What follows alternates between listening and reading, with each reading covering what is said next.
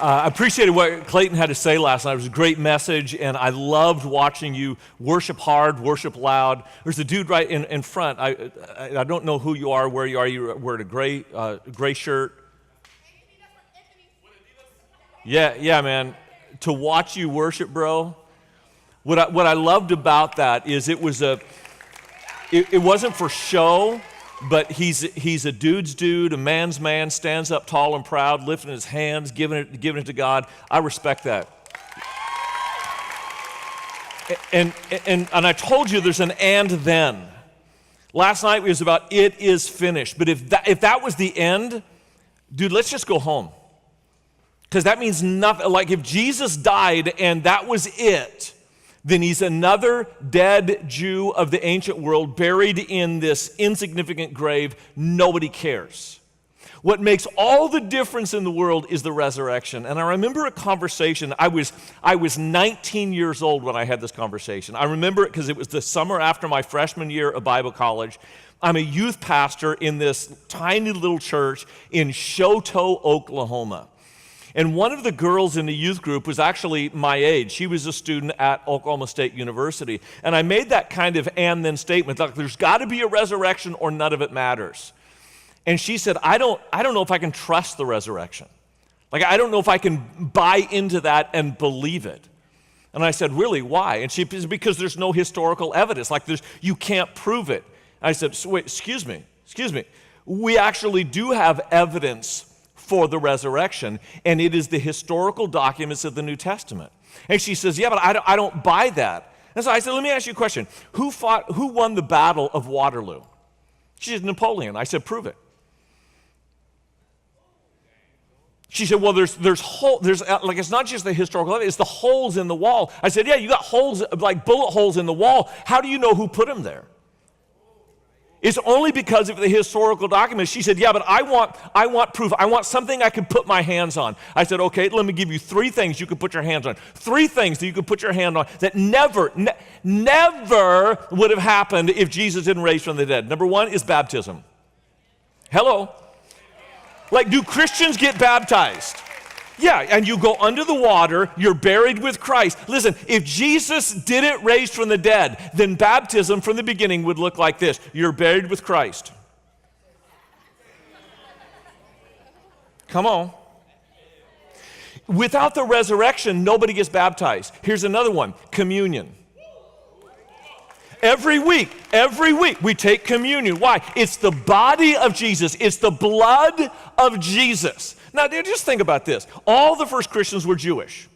They were not multicultural. They were not multi-ethnic. They're Jews. Can you imagine a group of kosher Jews getting together and going, hey, we need to remember Jesus. I know he's dead. I know that, but we got to remember Jesus.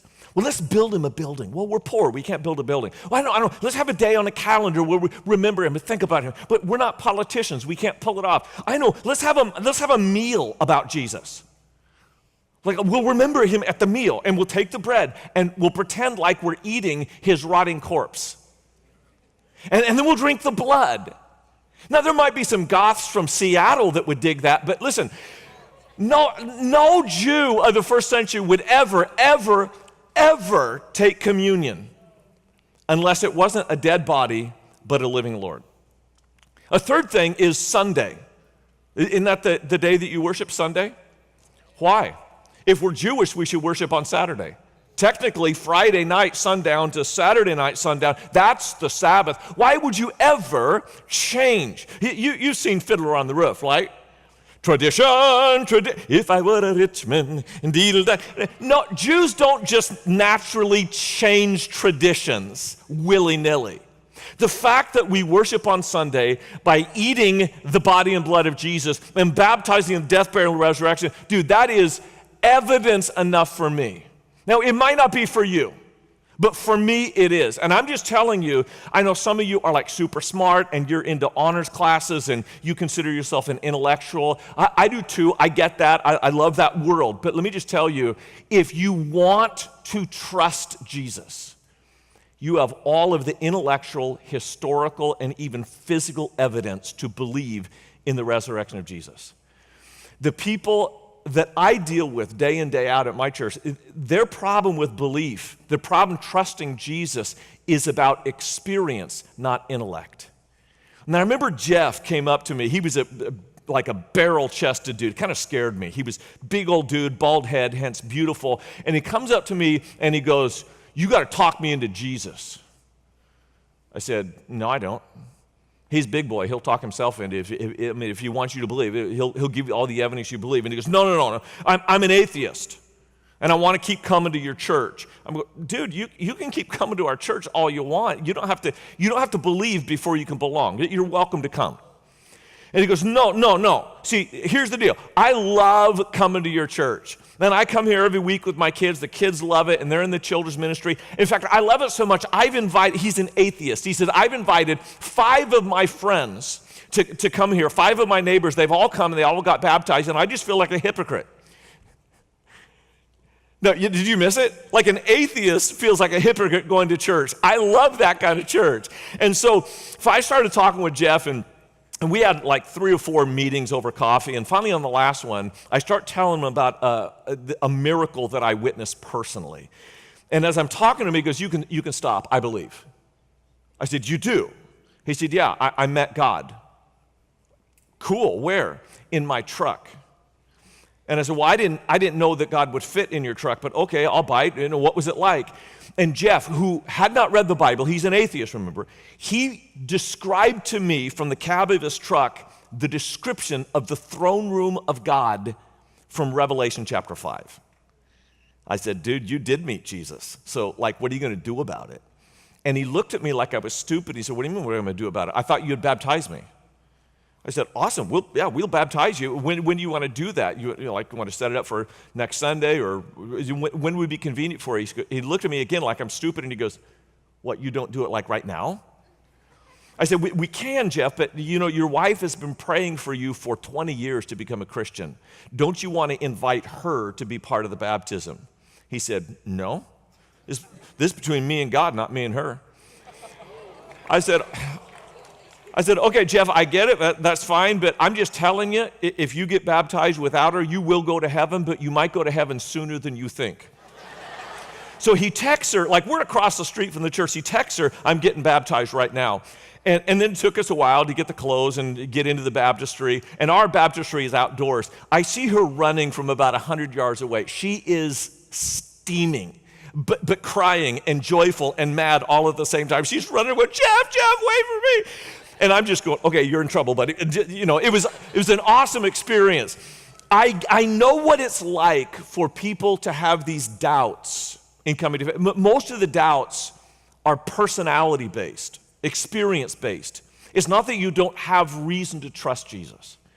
And I want to turn your attention to John chapter 20. If you have a Bible, you can open it up. There's 4 people in John 20 that all of them are having trouble believing in the resurrection.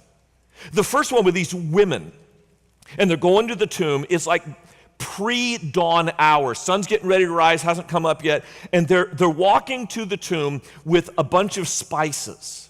And even though Jesus has already been anointed with 75 pounds of spices, they weren't her spices. And Mary Magdalene, if you know her background, you will know why she loved Jesus so much. She was a former prostitute who had been released by Jesus from 7 demons. And this may be inappropriate, but I can't get it out of my head. I've seen prostitutes, not professionally, obviously, but I've seen prostitutes, and they typically are like, hey there. They're seductive, they're nice. You look so handsome, you want to, come on. But she's demon-possessed. How does a demon-possessed prostitute make a living? Hey, you, damn it! How? Why? So anyway, Mary Magdalene, she's an interesting figure. She's released, I know it's funny, isn't it? She's released from 7 demons. She's released from being a prostitute. And listen, you got to know this, because some of you, this is your issue. Like Mary Magdalene, it's not just that you have sinned sexually, but you've been sinned against sexually. No woman chooses to be a prostitute. Like you don't play with Barbies when you're 5 and go, I want to be a hooker when I grow up.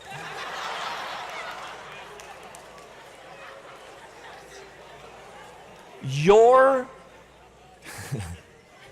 bad image, I know. Your sin, hear me say this, your sin is not just what you did, it's what was done to you. And some of you guys are, man, you're addicted to pornography.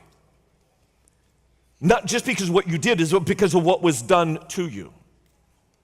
And some of it is neglect, some of it's perversion, some of it is abuse. But because of what is done to you, you have this addiction. And that's the same with drugs, it's the same with alcohol, it's the same with stealing, it's the same with lying, it's the same with cutting. What is done to us. And here you have a woman that has been abused all her life. And for her, it's difficult to believe in a resurrection. And when she goes to the tomb, they're talking on the way, how are we going to move the stone? They're women, they can't heave this 2-ton stone away. But when they get there, the stone is already rolled away, and lo and behold, the body is gone, and she freaks. Even though Jesus said that he was going to raise, she can't believe it because of her past.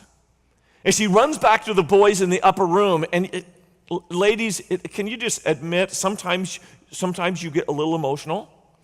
And I love that about you. I love that about you. But when you get a little emotional, sometimes don't guys look at you and go, she crazy. And you know, you say that about each other sometimes. Oh, girl, she crazy. And they go in and they're going, he's not there. They took his body. He's gone. We don't know where they put him. And they're going, girl, you crazy. Like, what is the matter with you? And all the dudes are looking at her. And have you ladies had this experience where someone doesn't take you seriously because you're a woman? Or because you're emotional? And that's how she's fit. But two guys are like freaking out, going, what if she's telling the truth? Peter and John. And it's a foot race. Like they don't even wait for Mary. She's coming along behind them, you know, trying to catch up to them. But Peter and John doesn't even wait for Peter. Peter's a fat old fisherman. He's like, whoo, whoo. And John is, whoo. He gets to the tomb, but because he's young and tentative, he stops at the opening. And he's too tentative to go in. And some of you, you're not Mary, you're John. Like you want to be a follower of Jesus, but because you're young, it's sometimes hard for you to be bold. Like, who am I? And you doubt your credentials. He doesn't even go in. Peter, he's got a different kind of problem. He's got too much boldness, and he finally catches up. He's like, whew, whew, I need oxygen. But he goes into the tomb. He walks in. And he looks around, and he's scratching his head going, it makes no sense. See, they wrapped Jesus' body up in linens, but the linens are laying there. And according to the way the Greek language describes it, they were still wrapped up, but they were just nothing inside it. And Peter's going, what the heck is that? Like, what? First of all, no thief is going to steal a dead corpse, because that's just nasty. And if you're Jewish, it makes you unclean, so don't touch. And if you're a friend of Jesus, you would never move the body because he had an honorable burial. So who in the right mind would unwrap the body, take the body out, wrap the clothes up, and then take the corpse? That's disgusting. And Peter's trying to figure all this out. And John sees not the wrappings, but the head covering, the separate cloth on his head. It's a unique piece. And the only other time it's mentioned in the Bible is in John chapter 11, when Jesus raised Lazarus from the dead and said, take the head covering off him. And I think John put 2 and 2 together. Listen, John was the only one who ever believed before seeing and touching Jesus. And some of you, like you're John, and you may not have the boldness that you need, but here's the powerful thing about John. You know what John's nickname was? Anyone? Shout it out if you know. John the Revelator, the beloved disciple. He was known as the disciple whom Jesus loved. But before that, he and his brother, they were called Boanerges. It means sons of thunder, because they had anger management issues. And some of you dudes, like some of you girls, you can relate to Mary. Some of you dudes, you can relate to John. Like you just punch holes through walls. You have rage issues. And so you have trouble controlling your temper, and it just kind of sneaks up on you, and all of a sudden, boom, you're explosive. Listen, I want to tell you guys something. Listen carefully. I don't care what your personality is. When you meet Jesus, you can change. John went from this arrogant, self-promoting, angry man to the disciple whom Jesus loved. Why? Because Jesus changes us. And some of you have trouble trusting God today because it's like, I can't change. This is who I am. Some of you, like Mary, this is what's been done to me and this is what I do. I can't change. No, with Jesus Christ, not only is it finished what he did on the cross, but now it starts afresh because of what he did on the first day of the week. Peter, man, he walks back and he's just discouraged. Because for Peter, now you think about this. Peter wants Jesus to be alive. But what's his future if Jesus is alive? Jesus gave him the keys of the kingdom.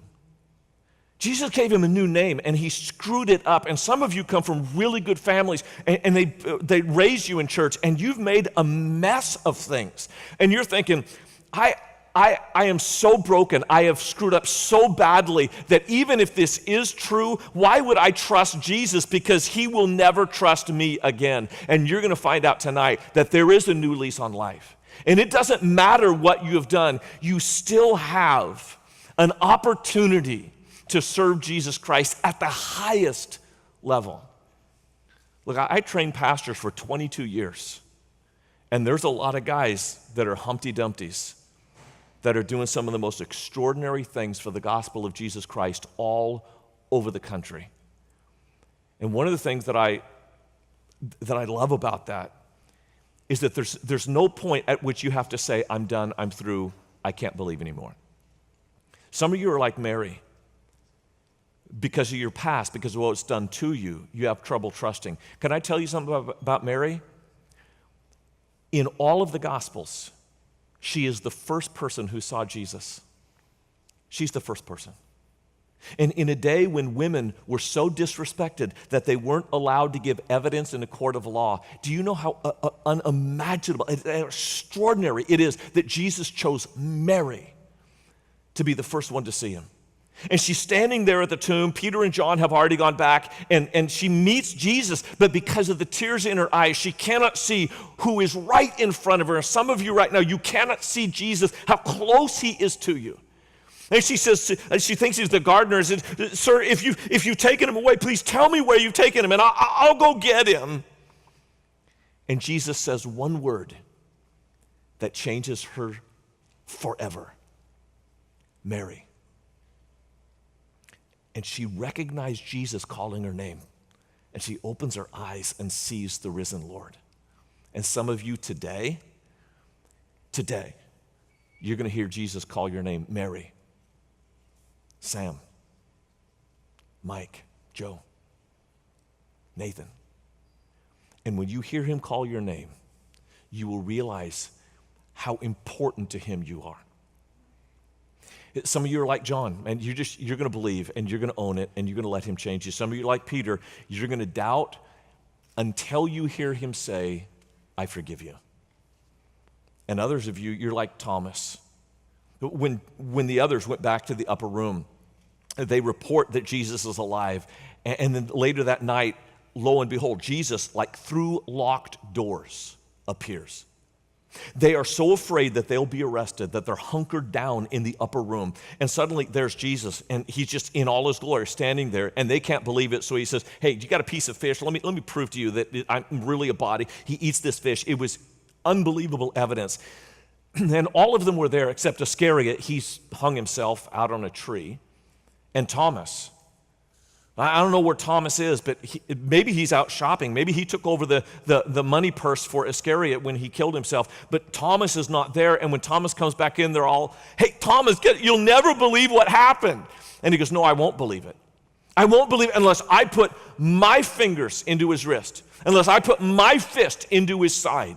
I'm not going to believe it. Now listen, we call him Doubting Thomas, but the truth is, he didn't doubt any more than anybody else.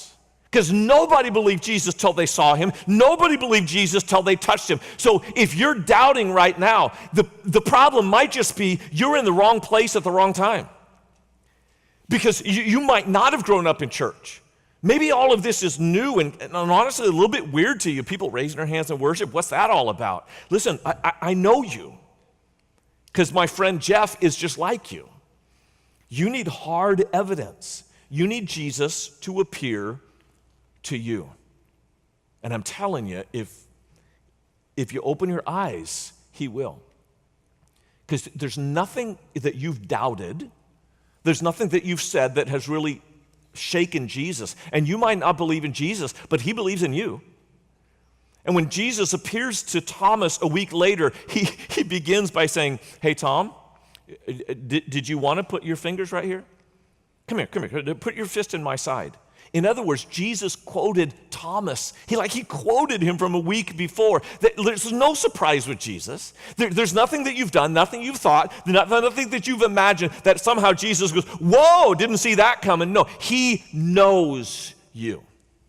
And he knows your doubts, and he is okay with that. But you know what Thomas said when he met Jesus? And this is kind of a cool thing for you who are doubting, and trust is hard for you. Trust is hard. Here's the cool thing for you. Thomas was the first person in human history, the first Jew in human history to say, my Lord and my God. He's ready to meet you today. Mary, Peter, John, Thomas, he knows where you are. And if you'll let him, he'll meet you right where you are.